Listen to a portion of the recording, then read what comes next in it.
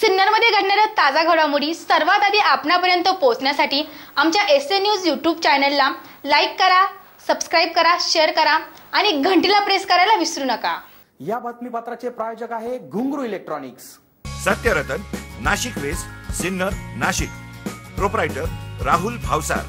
Mobile क्रमांक 8308 46 11 11 91 75 23 67 08।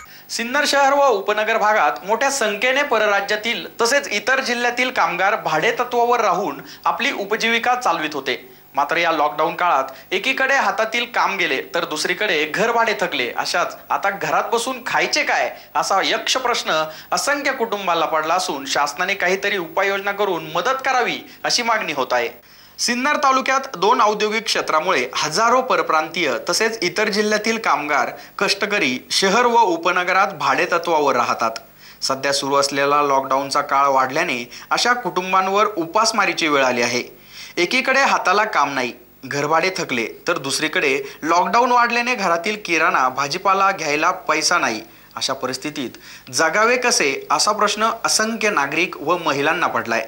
विविध सेवा संस्थांकडून होणारी मदत केवळ 4-5 दिवस पुरेल इतकेच होते, ती संपल्यावर करायचे काय असा प्रश्न असंख्य नागरिकांनी प्रशासनाला केलाय। एसएन न्यूज साठी अक्षय गायकवाड। आमचे भाड्याचे घर आहे साहेब, आम्ही काय करायचं आता गरिबांनी? हे 2-2 लेकरं आहे पाठीमाग, यांनी काय खायचं? यांचा काही विचार करा तुम्ही, काहीतरी द्या आम्हाला खाय प्यायला। आम्ही भाड्यांच्या घरात राहतोय साहेब, आमचा काही गरिबांचा काही विचार करा। सुनीता शिंदे माझं नाव आहे आणि आमचे 2-2 महिन्याचे भाडे थकेल। आम्ही मजुरीला जातो, मजुरी पण आता आम्हाला लागत नाही आहे। मग आता आम्ही घरात काय खायचं आणि की भाड्यावाल्यांचे भाडे कसे द्यायचे, आम्ही कसं काय ॲडजस्ट करायचं?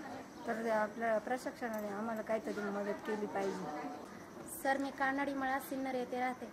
माझं नाव स्वाती सांगळे आहे। तरी माझ्या मिस्टरांची कंपनी बंद आहे, 2 महिने झाले सर ते घरीच आहेत। लहान मुलगा आहे, परिवार आहे, नेमकं आम्ही करायचं काय? प्रशासनाने स्थानिक नेत्यांनी काहीच दखल घेत नाहीत, आमच्याकडे लक्ष पण देत नाहीत। आम्ही भाड्याच्या घरामध्ये राहतो सर, आमचं काही भाड्याचं स्वतःचं घर नाही आहे, काही नाही, धंदा पाणी पूर्ण बंद आहे, खायला प्यायला, आणि आम्हाला गावाकडे पण जाऊन देत नाहीत। आम्ही करायचं काय नेमकं? प्रशासनाने यावर काहीतरी दखल घेतली पाहिजे, आमची मदत केलीच पाहिजे।